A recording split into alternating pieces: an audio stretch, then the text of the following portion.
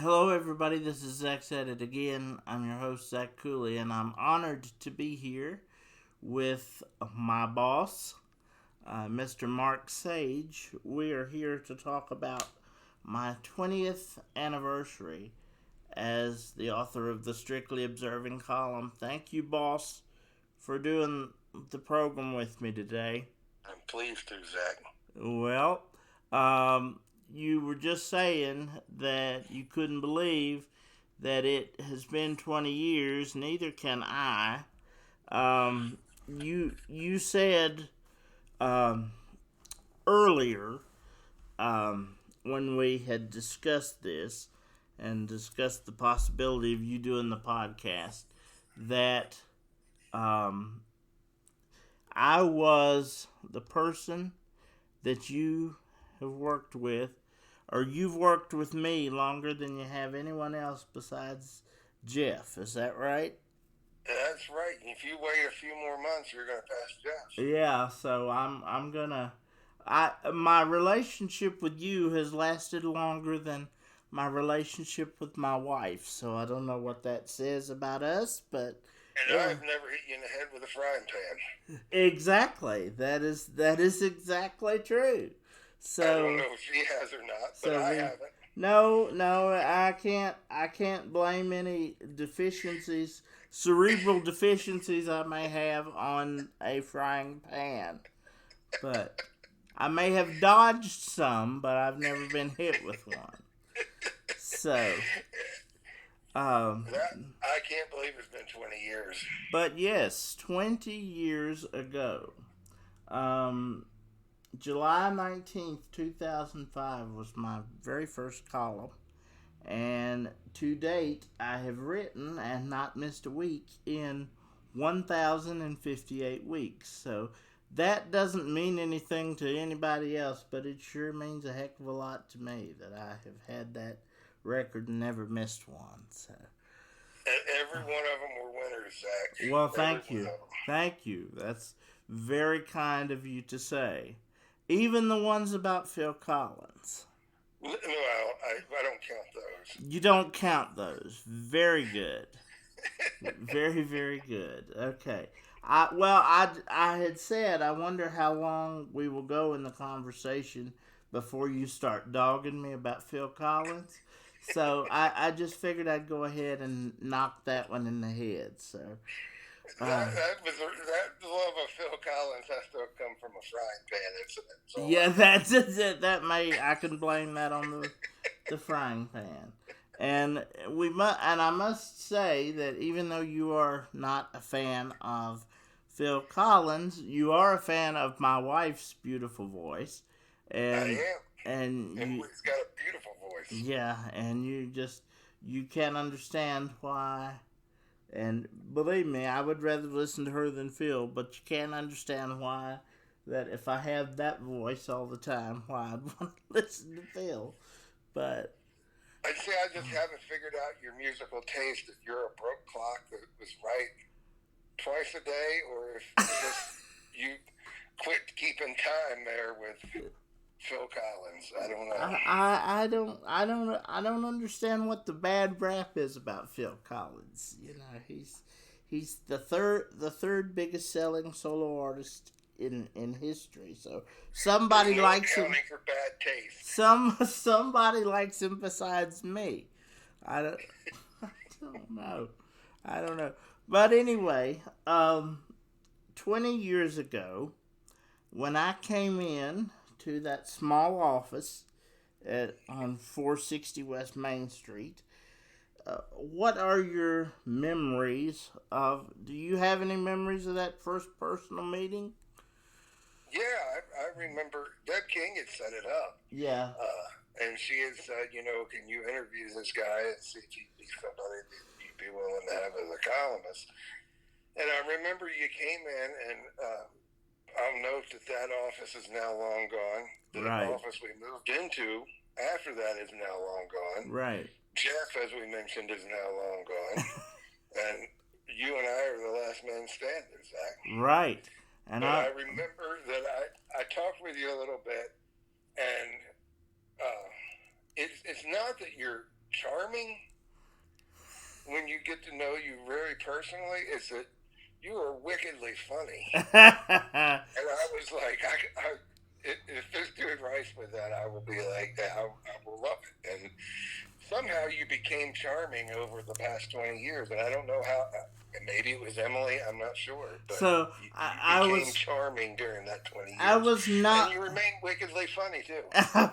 I was not charming in the beginning. That's very interesting. That's very interesting. That's the first time I've heard anybody say you are not a charming person. But you weren't explicitly charming, but you were funny, and yeah. I was like, Zach's got a viewpoint that I think people need to hear and read and see. And Zach is a funny dude, and yeah, and 20 years later, you're still plugging. And it's worked for 20 years. And I think that vibe that you were getting, since you mentioned, I might say touche on that, because I appreciated the fact, because I came in overly prepared for that interview. It was a courtesy interview through the Department of Rehab Services, so you did not have to offer me a job. But I came in very overly prepared. I had letters of recommendation, I had essays, I had all kinds of things. And I set that portfolio in front of you, and you sat there and read every page. And then I don't believe that for a second. No, you made it look like you did. You may have slept all the way through it, but you looked to me like you read it. And then I swear you closed the book and you looked up at me, and I swear it was 5 minutes before you said anything. So I didn't know which way it was going to go. You stood up and looked at me, and there was no dial tone for a good 45 seconds, and you asked me a question about an essay I wrote filling out Social Security, when I was filling out forms for Social Security, and I had to answer questions like, how often do your friends visit you? And answering them truthfully, by the time I got to the end of that 50 page log, I was so depressed about my life, I wanted to hurl myself out the window. So when you finished that portfolio and you stared at me for 45 seconds, you said, 40 to 50 pages, huh? I said, yes, sir. 40 to 50 pages. And at that time, we were a 3-time-a-week paper. Yep. And you said I'd like to put you in a Tuesday column. And so it was a couple months before I ever got my first one in, and I was so nervous. And I would call you every week and say, is it in there yet? Is it going to be in there yet? I was so nervous.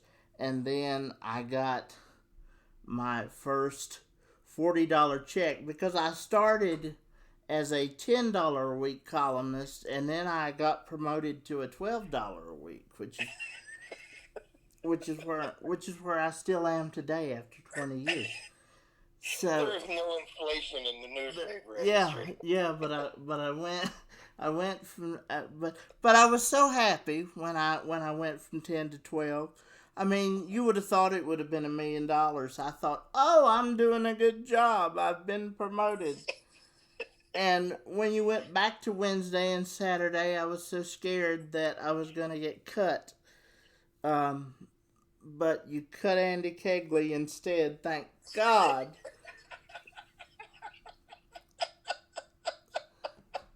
And yes, so this, but I mean, as far back as I can remember, I remember the year 2000, I was 15 years old, and Linda Spiker came and did a feature story for me on my Lucille Ball collection, and next to it was a column by Stephanie Porter Nichols, who is one of the 4 people that are still standing in all the newspaper offices.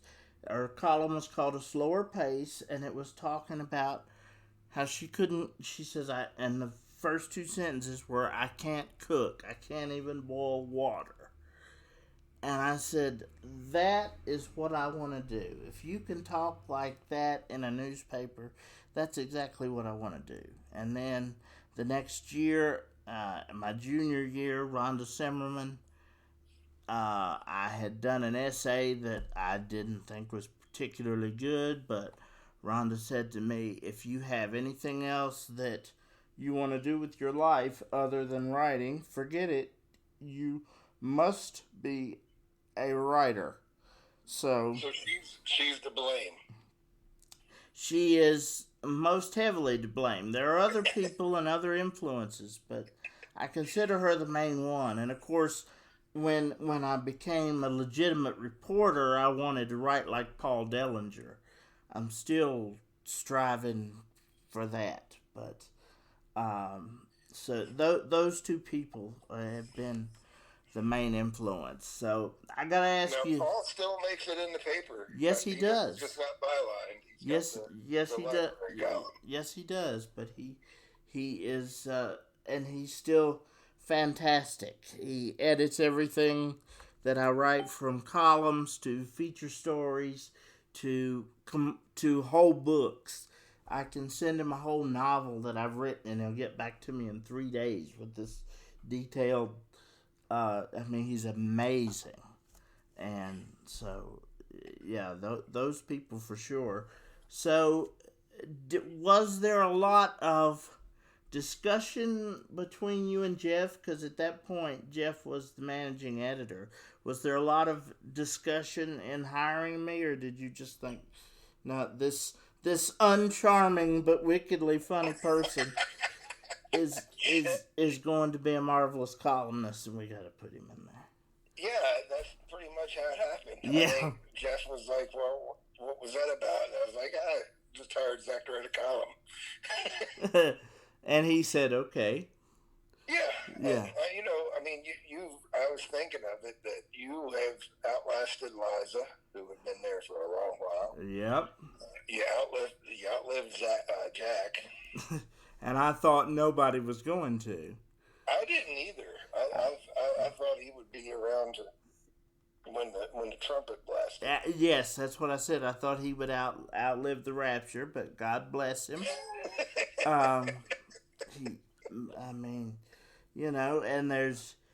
there was Betty Muncie, who was in there for so long. Yeah, I forgot about Betty Kay. Yeah. You've outlasted everybody. Yep, and I'm still there. So what do you think still keeps me there? Is it the fact that I'm still wickedly funny, or is it my newfound charm? I think partially it's your newfound charm. Fatherhood has mellowed you and made you much more charming. And so, you're not as mean as you used to be. So let's explain this in the beginning, because you're very right. So explain my demeanor in the beginning. I don't know. You've always been very blunt. Yeah. And I don't know the people that you try to hide that from know that you can be very, very blunt. I don't really try to hide that from anybody. You don't? I really don't. But you're very right. I was in a place where I was, you gave me this outlet, so I wanted people to know that I was mad, and I wanted them to pay attention. And so my favorite term that you say, I was a curmudgeon, and you compared me to Andy Rooney of 60 Minutes, which I think is fantastic. I almost have eyebrows like he does. So that that's what happens when you get old. So that's I mean, yeah, I mean, that did not offend me at all because there were people that I was like, this needs to change. And I still feel like that to a degree, but I'm not as I'm not as angry as I am, and that's because there are two things that happened to me that I never expected to happen. And one is that I found the love of my life, and second of all, I became a father, and that just And where does Emily fall in that now? since that Emily Emily started the whole thing, so you can give it to her. I mean, seriously, um, if you want to get very psychological here, Emily, honestly, and this is honest to God's truth, she gave me the. There was room in my heart once I met her to forgive, because as you might imagine, when I first started working for you, and certainly when I was growing up, I had no capacity to forgive. I had no reason to forgive anybody. I wanted my pound of flesh for how I wound up, and I think that I did get some people to listen. I don't know that I changed anything, but I think there are certain columns like, and I don't know if you recall this or not, but I did. I called every tour bus company from Bristol to Roanoke, and only one had handicapped a handicap lift on it. And and I took every one of them to task. And somebody asked me, they said, "Why, can I ask why you're doing this?" I said, "Because I'm a wheelchair bound patron who has a right to go anywhere that I want to go, and you're telling me in your company that I'm not able to do this because I can't transfer out of a wheelchair." And she said, "Hold for my supervisor." So, um, that was a good one. And even if I didn't change anything, I made people aware, because nothing gets changed if nobody's aware that this is happening. So, maybe in those angry days I didn't change anything, but I made people aware of things. And and now I just get to write about all the wonderful places I get to take Bella. And But you couched all that in humor, Zach, and yeah, that was it was just I guess it was your natural inclination yeah, to cause do that, and it was awesome. I yeah, mean, it was the anger would peek through, but it was never truly didn't come across as mean spirited. It came across as yeah, I'm angry, but I also see the humor yeah, in all yeah, these yeah. really sometimes screwy situations that you found yourself in. Well, and to be able to laugh at yourself, you know, there's nothing funnier to me than when somebody is imitating me, and I see that, and I see somebody doing that back. Bella does it all the time, by the way, and I pee myself all the time, because and she comes in a very beautiful package like her mother, so she is going to be just I will vote for her for president of the United States. She said to me when I tried to sing one day, she said, "Daddy, the notes you sing, you can't find on a music sheet." She's 11. I said, "You're right." I couldn't argue with that. I fell out. I was done. So, anyway, out of those 1,000 plus columns, do you have any that stand out as a particular favorite of yours? I wish you would have prepared me for that so I could have went back and reread all of them. Does anything stick out? The Wolford House one does. Oh, yes. Well, but honest to God, I like your most recent one where Zach gets his fill at the Lincoln. Really? I did. I did. I mean, as bad as I hate to admit it, That must leave a horrible taste in your mouth. it does. But I mean, even that one pales in comparison to the Woodford House but that one is probably best left alone. The Wolford House one where I said the rolls were hard, and then they asked me, Yes. and then they asked me not to come back. Yes. Yes. But Wayne beat me in that.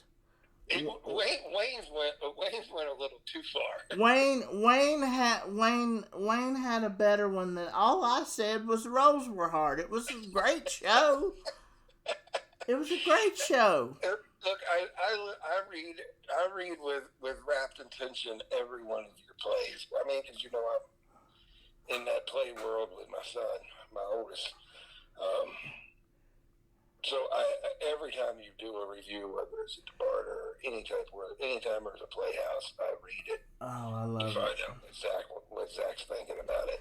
Well, because I want with those reviews, I want to understand that because they may be giving me a complimentary ticket, which is what was implied to me when I left the Wolford House the first time. This is Peggy Sutphen, rest her soul wherever it may lay.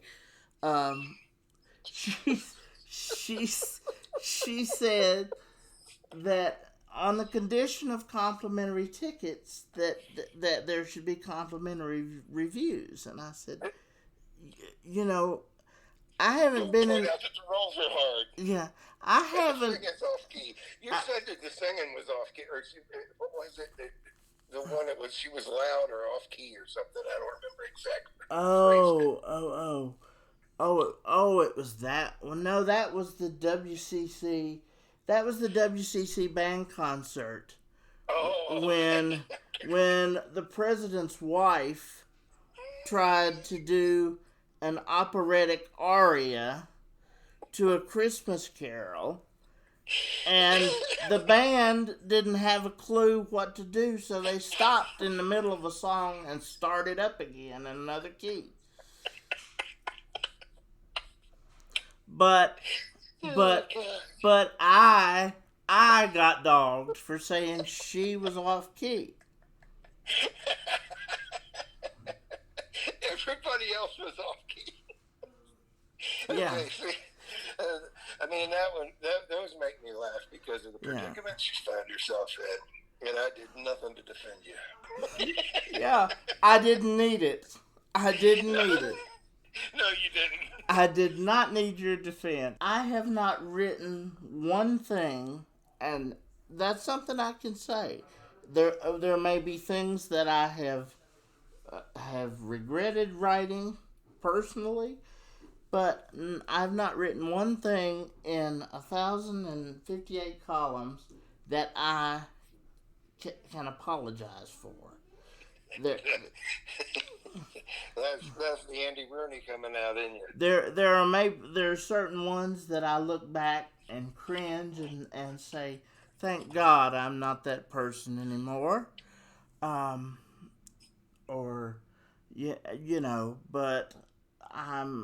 But I'm very grateful to Wythe County and the support that I've had. I think I've only had, one or two negative letters in hundreds of letters in 20 years, and many compliments and many opportunities that I never ever thought possible. And well, I mean, and I've met a lot of other people that have regularly have met a lot of people that we normally wouldn't have met, people that have factored in your life. That you get to know through your columns, and that's part of what being a small newspaper is about. Yeah. I don't want people, when I do a review of a play, because you remember Priscilla Hall used to do reviews of the Barter Theater.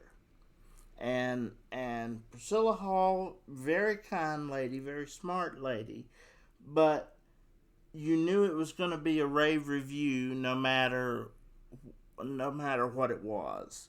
Yeah, You could the lead actor has explosive diarrhea, it won't get mentioned. Yeah, but they're deserving of an award, for their explosive diarrhea, and if you can win for that, I need to have put in for that decades ago.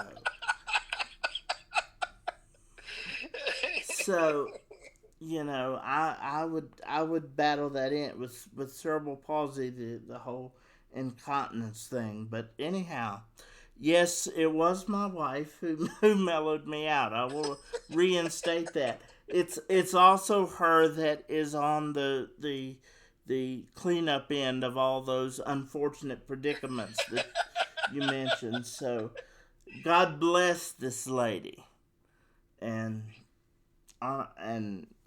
but honestly, the other one, I'm going to cut you off because yeah, go ahead. one of the other ones that I really enjoyed was the whole Disney saga, and I don't remember how many it was. Was it like 4 or 5 of them? It was. I usually dedicate if I go to Disney, I dedicate a whole month to them. Yeah. Yeah, so it was about 4 or 5. Yeah. And that was, again, that was. I mean, I always liked Jeff. Always was great at that too. When he would go somewhere. I mean, Jeff did it with pictures more than words. Like right. When he would go to Seattle, getting to see the pictures when he came back, it was just fun. Yes. And I get to tell it from a point of view that nobody else gets to see it. Yeah. And Disney. And that makes it great. Yeah. And Disney is one of the only places in the world that really, and I mean really down to basics, care and take pains to see that a disabled person gets the full experience. No, sir, you can't ride this ride, but here's this show over here. Whether they want to or not, right? They get the full experience, right? I remember the Carowinds did not stack up. Yes, and Jeff would not let me print that for a while because it was too much a slap in the face, because I paid an entry fee and I could not get that entry fee refunded. And I could not ride any of the rides, so I was stuck in the park just meandering around. And that's a hot park. And I mean, that's not like Dollywood. That's right. Like nothing but asphalt in the middle of South Carolina. Yes. And I tried to go to corporate and tried to say, this is what they told me. And corporate made me out to be a liar, so I said, I'm going to roast them. And Jeff said, you can't do that. He said, you can't do that. And he wouldn't let me. That's the only time he wouldn't let me print anything. So, you know what I did? I let it sit for about a year till he forgot about it. And when I didn't have anything to run, I said, here, let's do this one. And he ran it. He forgot about it and he ran it. So, I got it in. And that was a great column. It was. It was savage. It was.